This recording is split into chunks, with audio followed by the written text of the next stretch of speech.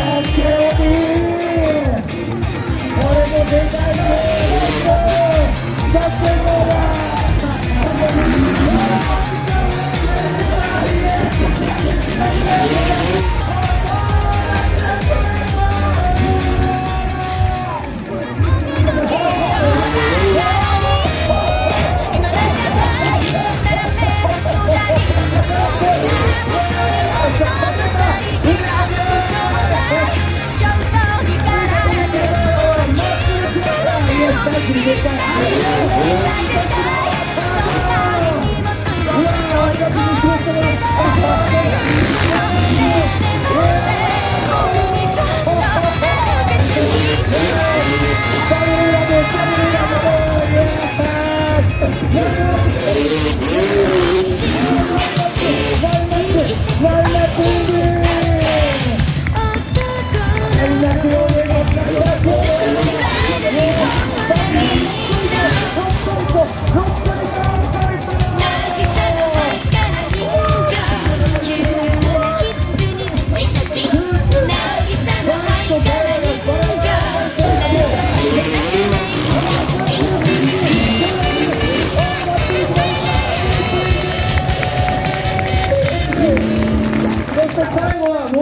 この男です。日本にフリースタイルモトクロスの文化が入ってきた2000年前後からいち早く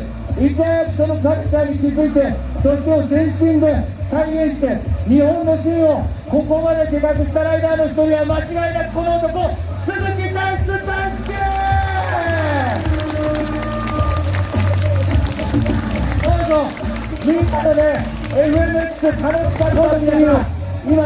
のショーで撮った写真とか動画とか、もし SNS 上げられるときは「ハッシュタグ名古屋モーターサイクルショー」と、あとぜひこれもつけてください。ハッシュタグ FMX ショーケースです。この着地台に書いてあるやつ、ハッシュタグ FMX ショーケース。そしてこの FMX ショーケースとね、ウ